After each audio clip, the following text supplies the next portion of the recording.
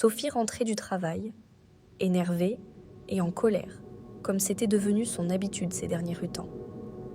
À la base, elle était professeure de mathématiques, mais elle travaillait dans une entreprise qui vendait des lunettes et de l'optique. Un boulot pas particulièrement inspirant, mais bien payé en revanche.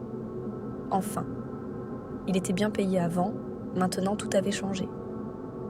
Les tâches s'accumulaient jusqu'au plafond, les primes avaient été supprimées parce que le chiffre d'affaires s'effondrait. Comme si on ne comprenait pas pourquoi il s'effondrait. C'était pourtant évident. Les gens n'avaient plus d'argent. Et comment les forcer à en dépenser? Par des menaces, peut-être? Tout le monde essayait d'acheter pas cher et d'économiser. On pouvait organiser des campagnes publicitaires tant qu'on voulait, ça ne servait à rien. Mais la direction vivait dans son propre monde et croyait que si on tenait des réunions tous les jours, qu'on menaçait de licenciement et qu'on engueulait les employés, le chiffre d'affaires et les bénéfices monteraient en flèche. C'en était trop. Elle aurait bien démissionné, mais pour aller où? Partout, c'était au fond la même chose. Et retourner à l'école comme prof? Certainement pas. Plongée dans ses sombres pensées, Sophie marchait depuis l'arrêt de bus vers chez elle et croisa en chemin Léa, une ancienne camarade de classe, voisine et amie, qui travaillait comme infirmière dans un grand centre médical privé. Sophie la vit et resta figée sur place. « Alors, tu ne me reconnais pas ?» sourit Léa, satisfaite. « Referme ta mâchoire et respire un grand coup. » Léa avait l'air sensationnel, mieux qu'au temps de sa jeunesse.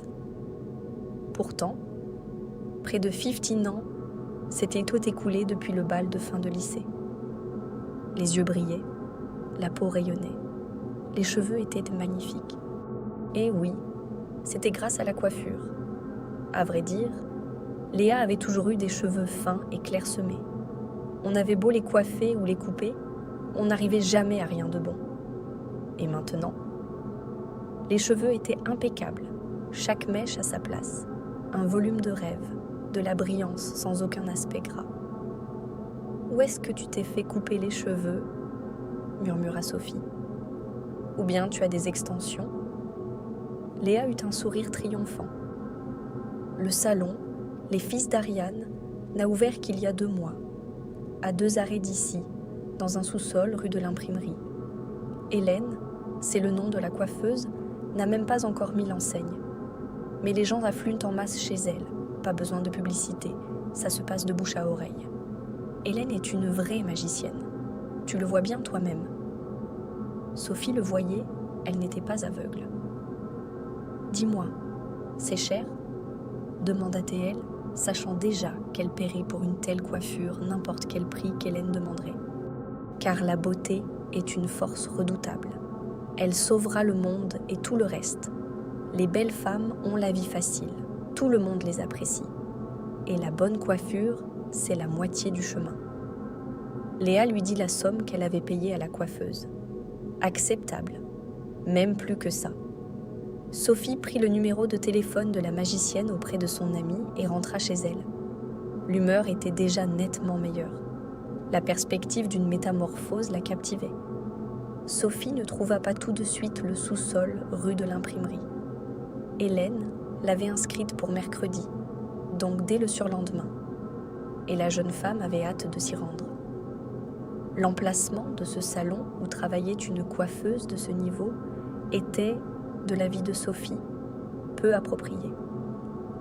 Un escalier étroit descendait dans la cave d'un immeuble d'habitation. Le crépi des murs des 2 côtés de l'escalier s'effritait en morceaux, laissant apparaître la brique rouge. Une lourde porte en bois, pas même de sonnette.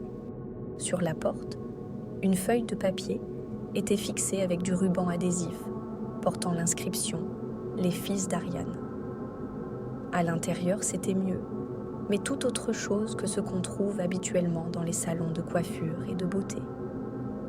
Lumière vive, fauteuil, petite table, verre et brillance, photos et dessins, miroirs et lampes élégantes, rien de tout cela. L'éclairage dans cette pièce exiguë était si faible qu'il fallait quelques secondes aux yeux pour s'y habituer. Des étagères avec des bougies parfumées, des panneaux de bois sombres au mur, un unique fauteuil de coiffure, un grand miroir au cadre argenté, semble-t-il ancien, et une ampoule au-dessus. Aucun flacon, pot, tube, ni ciseaux, sèche-cheveux ou autres appareils. Ce n'est pas grave, ça viendra avec le temps, sourit Hélène en saluant Sophie. Tout demande son temps, n'est-ce pas? Sophie aurait acquiescé à tout ce que cette femme aurait pu dire. Elle était tombée immédiatement et irrémédiablement sous son charme. Hélène était très séduisante, mince, plus toute jeune, mais d'une beauté raffinée, avec des traits fins et des yeux expressifs. Les cheveux étaient ramassés en un chignon haut, un peu démodé, mais qui lui allait bien et lui donnait du charme. Le regard était perçant, pénétrant, on aurait dit qu'elle vous voyait à travers et savait tout de vous. Et non seulement le savait, mais était prête à aider. « Asseyez-vous, Sophie, » sourit Hélène. « Alors, on fait un peu de magie ?» Elle dut faire de la magie longtemps, car Sophie, à sa propre surprise, parvint à s'endormir. Au début, la coiffeuse lui avait demandé ce qu'elle souhaitait, et Sophie l'avait priée de choisir quelque chose de spécial pour elle. « Vous avez fait à mon amie Léa une coiffure qui la fait ressembler à une autre personne. Aidez-moi aussi, s'il vous plaît, à me décider. J'aimerais quelque chose de nouveau. J'en ai assez de ce carré. Je le porte depuis des années. Et puis, j'ai l'impression d'être coincée au même endroit dans la vie. Vous me comprenez ?» Sophie se mit soudain, à sa propre surprise, à se confier. Hélène hocha la tête. Elle passait pensivement la main dans les cheveux de Sophie, observait le visage de la cliente dans le miroir, et ses longs doigts fins étaient froids, comme des galets de rivière dans l'eau fraîche. Du bagage inutile, le passé qui ne lâche pas prise. Bien sûr que je vous comprends, ma chère. L'énergie des défaites, le chagrin, les vexations, les déceptions, tout cela s'accumule dans nos cheveux.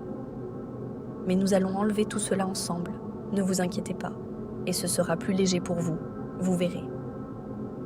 Hélène prit les ciseaux, et ses gestes, précis, fluides, fascinants, semblaient étrangement chargés de sens, presque rituels. De temps en temps, Hélène murmurait quelque chose, et il sembla à Sophie entendre des vers, une prière ou une berceuse. Les mots étaient incompréhensibles, mais on en sentait le rythme. À 2 ou 3 reprises, la coiffeuse ferma les yeux. Non, elle se l'était sûrement imaginé. La pièce était sombre et obscure. Personne ne coupe les cheveux les yeux fermés. Sophie regardait les ciseaux bouger. Hélène tournait autour d'elle et la touchait doucement de ses doigts délicats. Et elle s'assoupit. Quand elle ouvrit les yeux et regarda dans le miroir, elle ne se reconnut pas tout de suite. Non parce qu'elle aurait été métamorphosée au point d'être méconnaissable, mais parce qu'il lui sembla soudain que cette nouvelle version de son visage avec la nouvelle coiffure était la bonne et la véritable. Tout ce qui avait précédé n'était qu'un brouillon. Sophie en eut le souffle coupé de bonheur, remercia longuement Hélène, et celle-ci se contenta de sourire modestement. « Si vous recommandiez mes services à vos connaissances et à vos amis, ce serait pour moi la plus belle récompense. »« Oh, je n'aurais rien à dire, je n'aurais personne à convaincre, » s'exclama Sophie. « Le résultat parle de lui-même. » Elle rentra chez elle, sur un petit nuage, elle décida d'y aller à pied. Elle débordait d'énergie, le monde entier paraissait coloré, festif et merveilleux, et elle-même en faisait partie. Les jours et les semaines qui suivirent furent enivrants. Les hommes dans la rue posèrent leur regard sur elle et lui souriaient. Les collègues étaient admiratifs. Son chef, qui d'habitude soit hurlait, soit l'ignorait, l'appela soudain à son bureau et lui proposa de diriger un nouveau projet et lui promit en plus une augmentation. Tous avaient soudain découvert Sophie et la couvraient d'attention. C'était comme si un magicien avait poussé le bouton de la luminosité et de la saturation des couleurs. et la vie se mettait vraiment à scintiller de nouvelles couleurs. Sophie se sentait victorieuse et c'était une sensation enivrante, merveilleuse, totalement nouvelle. Mais l'effet se révéla peu durable. Dense, étouffante, visqueuse, la fatigue déferlait sur elle dans l'après-midi et Sophie n'avait plus la force de travailler, de parler aux gens, ni même de sourire. À grand-peine, elle tenait jusqu'à la fin de la journée, traînait jusqu'à chez elle, mangeait sans appétit un petit quelque chose, prenait une douche, et encore, seulement par pure habitude, et s'écroulait au lit. Elle se couchait de plus en plus tôt et dormait d'un sommeil de plomb. Parfois, elle s'endormait et se réveillait dans la même position, comme si elle ne s'était pas du tout retournée dans son sommeil. De ce fait, le matin, son corps lui paraissait raide et lourd, comme s'il n'était pas le sien. Elle se couchait tôt, dormait 10 à 12 heures, mais ne se réveillait pas pour autant reposée. En se levant, elle se sentait fatiguée et épuisée. Sur le conseil d'une collègue, elle acheta des vitamines, mais celles-ci ne l'aidèrent en rien. À la somnolence succéda l'apathie. Sophie restait devant le projet, ce projet dont elle s'était tant réjouie, et n'arrivait pas à se résoudre à ouvrir le fichier nécessaire. Les pensées venaient avec un retard désagréable. Sophie se sentait incapable de faire quoi que ce soit. Elle n'avait plus envie de travailler, mais aussi de parler, de manger, de prendre soin d'elle, de s'amuser, de regarder des films, de lire. Les cheveux, soit dit en passant, avaient repoussé, avaient perdu leur éclat. Les pointes devenaient fourchues, et Sophie savait bien qu'il fallait aller chez Hélène, mais elle n'en avait même pas envie. « J'ai donc une dépression ?» se demandait-elle. Et elle se rendait compte que, même si c'était le cas, cela lui était au fond égal. Sophie se noyait, coulait à pic, ne trouvait pas la force d'essayer de remonter à la surface. Peut-être que des parents ou un mari à ses côtés auraient pu l'aider à s'en sortir. Mais ses parents vivaient dans une petite ville à quelques centaines de kilomètres.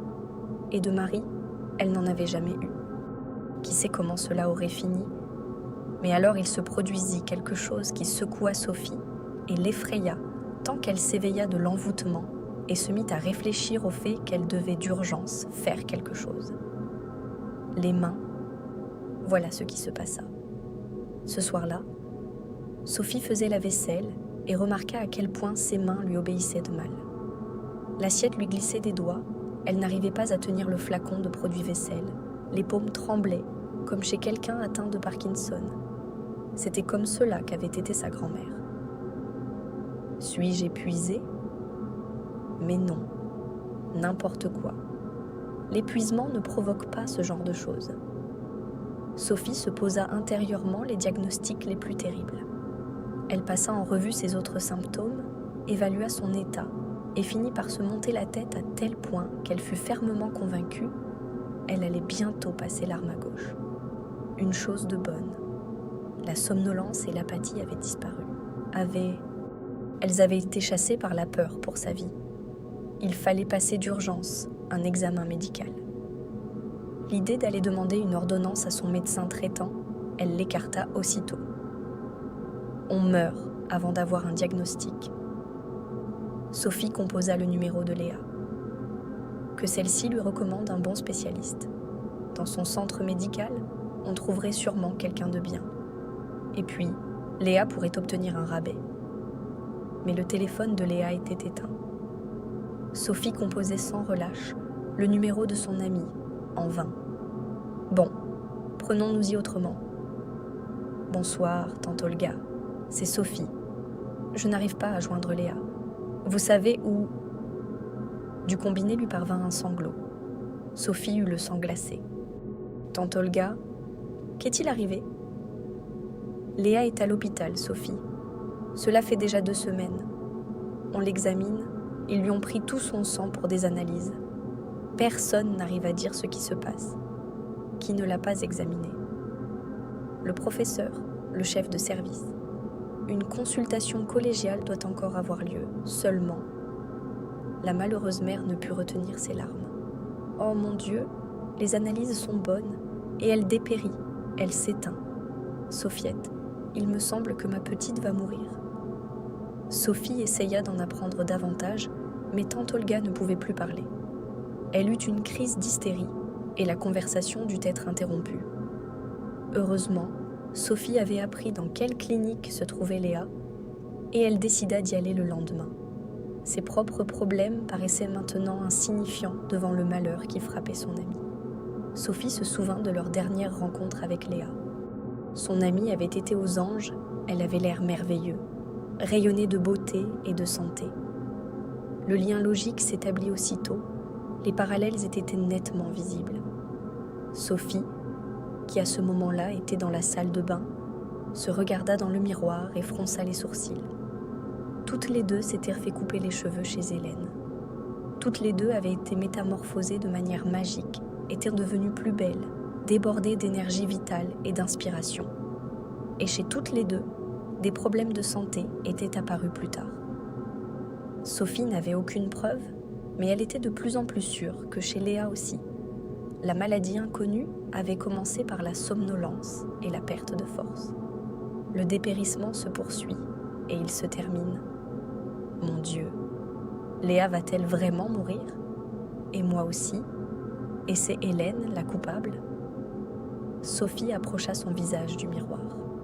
Il y avait des rides, la peau sèche, avec des rougeurs maladives, des cernes sous les yeux, et les yeux eux-mêmes semblaient éteints.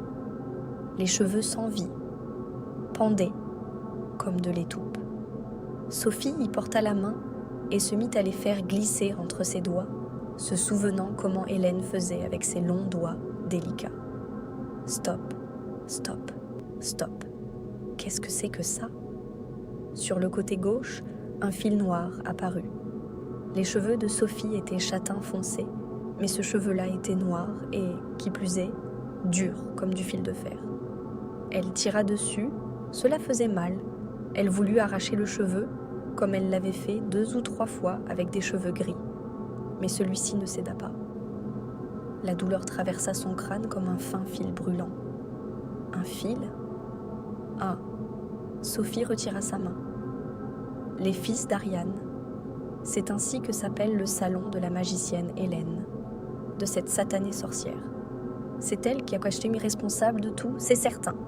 Sophie n'alla pas au travail le lendemain matin. Elle se déclara malade. Elle prit son jour et fila à l'hôpital voir Léa. Elle voulait lui rendre visite, s'assurer qu'elle avait raison, et essayer de faire au moins quelque chose.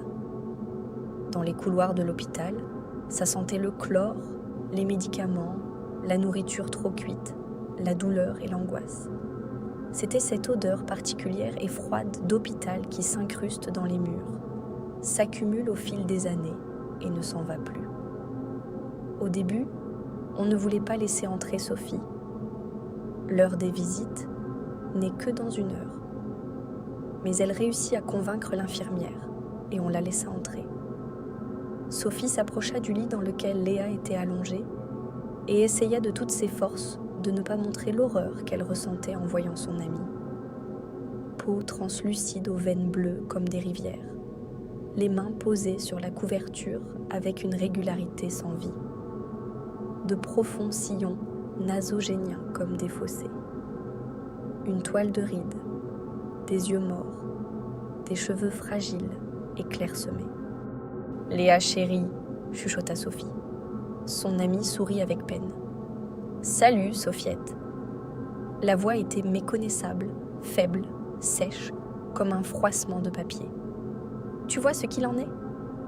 Elle parlait sans espoir, et Sophie sentit soudain qu'à la compassion et à la pitié se mêlait la colère.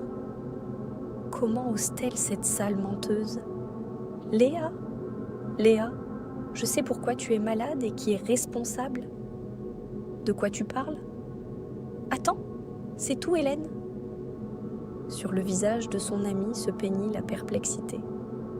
Mais qu'est-ce qu'elle vient faire là-dedans? Sophie expliqua brièvement. Chez toi, ça a commencé pareil, non? Faiblesse, dépression, somnolence, comme chez moi. Léa hocha la tête. Et le cheveu? Hier, je me suis trouvé un cheveu noir, épais comme un gros fil. Regarde. Elle se pencha vers son amie. Tu vois cette saleté? Tu en as un comme ça? Si oui, alors il n'y a plus aucun doute, Léa. Je ne sais pas, tu peux regarder? Le cheveu noir fut trouvé rapidement. Sophie examina la tête de son amie et l'aperçut sur la nuque. « Qu'est-ce qu'on fait, Sophie ?» demanda Léa, effrayée. « Les médecins ne pourront sûrement pas nous aider.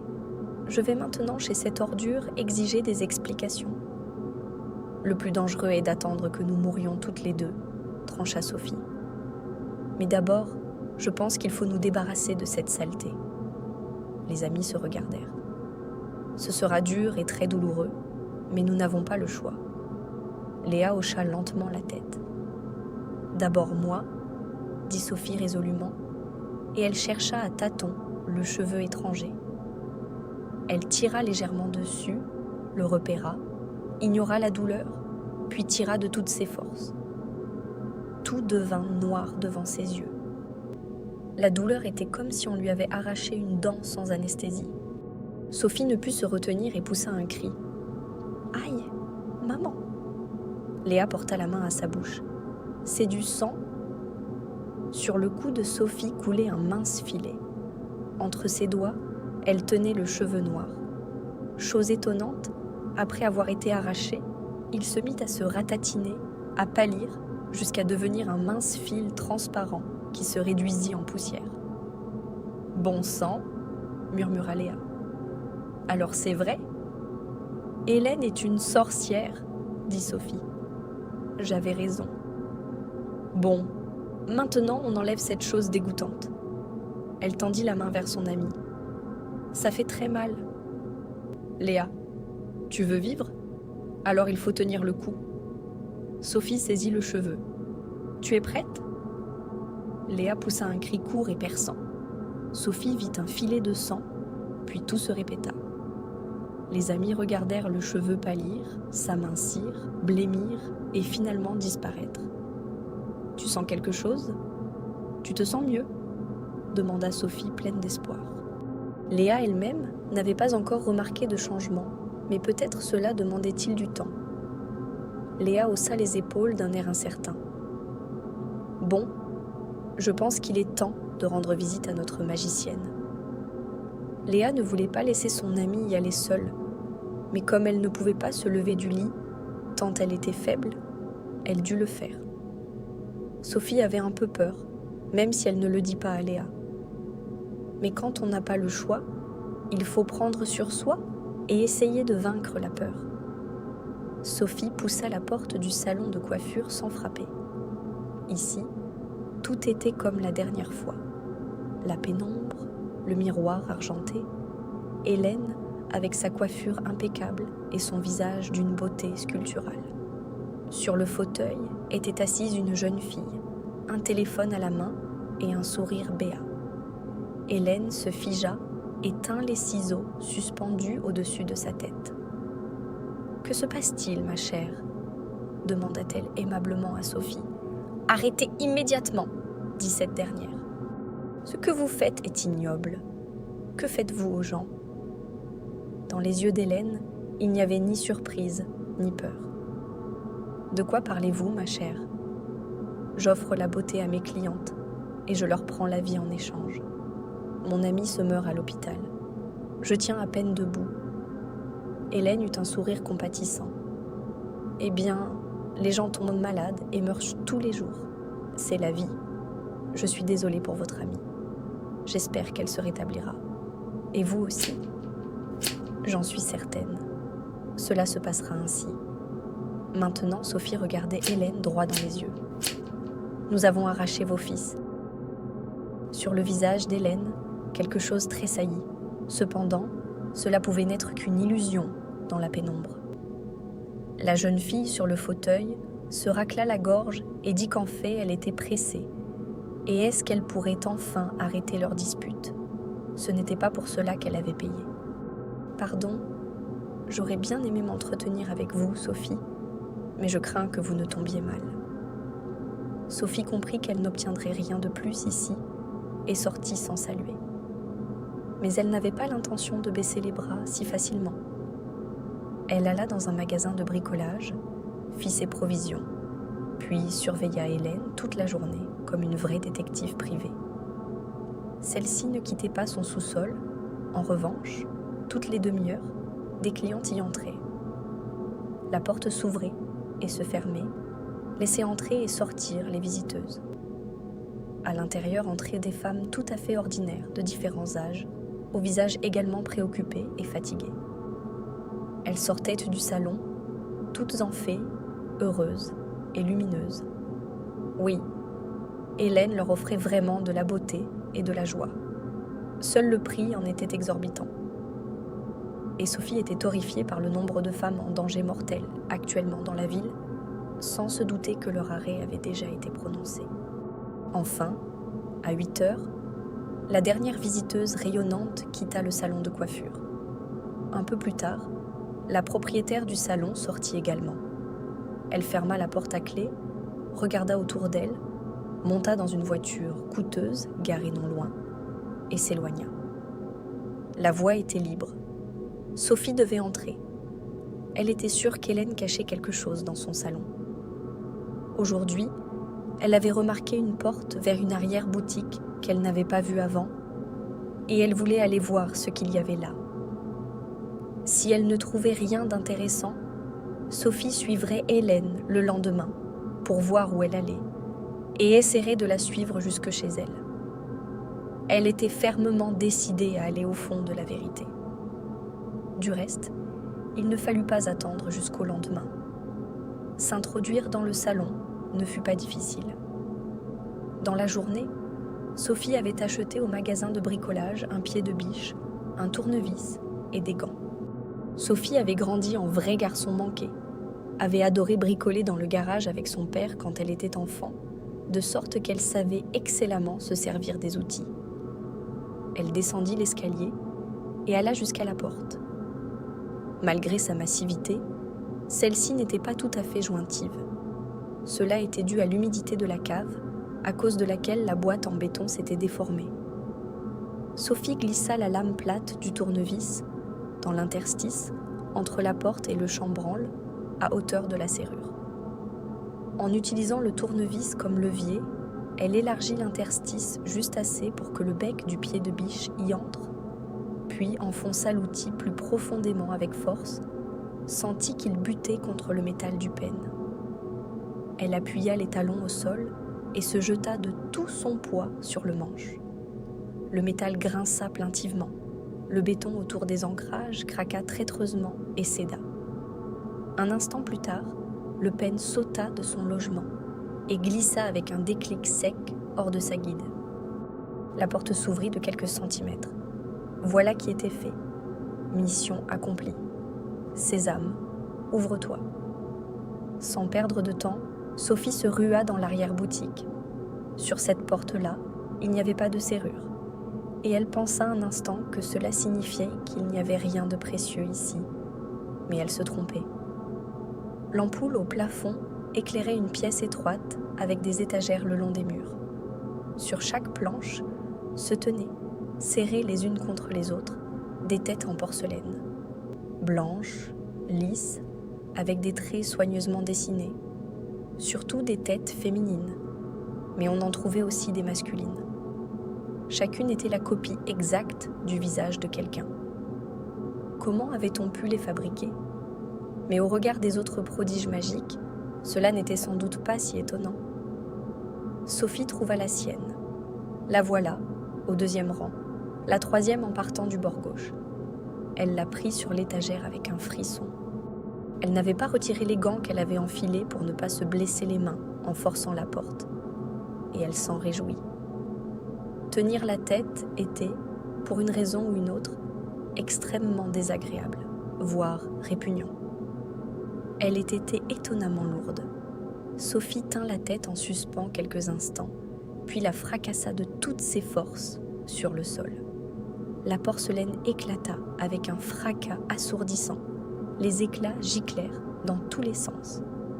Après en avoir fini aussi avec la tête de Léa, Sophie s'attaqua aux autres et se mit à tout casser et briser dans le bruit de la porcelaine qui se brisait. Elle entendait quelque chose de juste, de libérateur. Quand Sophie sortit du sous-sol, dehors il faisait tout à fait nuit.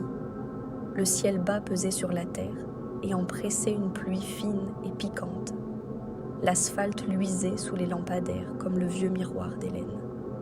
Il est temps de rentrer. En se réveillant le matin, Sophie s'écouta intérieurement et constata que la faiblesse avait disparu, qu'elle se sentait alerte et reposée. Léa, à qui Sophie avait tout raconté en détail la veille, appela et annonça qu'elle se sentait aujourd'hui beaucoup mieux. Et la mère de Léa fit savoir que sa fille avait demandé son gâteau au fromage blanc préféré. « Sophiette, tu te rends compte ? L'appétit lui est revenu et ses joues sont toutes roses.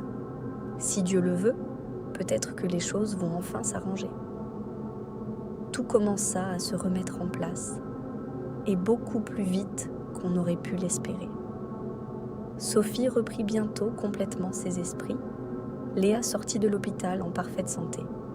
Elles se rendirent ensemble au fils d'Ariane pour voir, et constatèrent qu'il n'y avait plus de fils. La porte que Sophie avait forcée n'avait pas été réparée, et le local était vide. La sorcière Hélène avait disparu. Sans doute avait-elle déménagé dans une autre rue, voire dans une autre ville. Peut-être avait-elle pris un autre nom et rebaptisé sa boutique. Sophie savait qu'elle continuerait son sinistre commerce et qu'il y aurait toujours une demande pour ses services. Mais il n'y avait rien à y faire. Tout semblait aller bien. Mais ensuite, Sophie apprit sur Internet qu'une vague de décès avait traversé leur ville. Sans cause apparente, sans maladie chronique mortelle. Des dizaines de personnes étaient mortes, principalement des femmes. Elles brûlaient rapidement, comme des bougies, et les médecins n'arrivaient pas à poser le bon diagnostic ni à les guérir. Naturellement, il n'y avait aucune statistique et les journaux sérieux ne sonnaient pas l'alarme et ne déclaraient aucun état d'urgence. Juste des rumeurs, des articles dans la presse à scandale, des notes en marge, des publications sur des pages personnelles et sur les réseaux sociaux. Sophie en lisait ici et là. Et elle et Léa étaient sans doute les seules dans la ville à comprendre qu'il y avait un lien entre ces morts. Sophie avait brisé les têtes en porcelaine, mais cela n'avait apparemment pas suffi à rompre la malédiction, à couper le lien avec la sorcière. Seule celle qui avait eu l'idée d'arracher elle-même le fil noir avait été sauvée, tout comme Sophie et Léa. Quant aux autres, tu as fait ce que tu pouvais. Tu es une héroïne, disait son amie. Sans toi, je ne serais plus là. Sophie acquiesçait et chassait les pensées que, quelque part en ce moment même, quelqu'un opérait et ensorcelait, volait des vies et envoûtait les gens avec un poison mortel. Une sorcière terrible, sans pitié. Il ne restait qu'à espérer qu'un jour, quelqu'un se trouverait pour l'arrêter une fois pour toutes.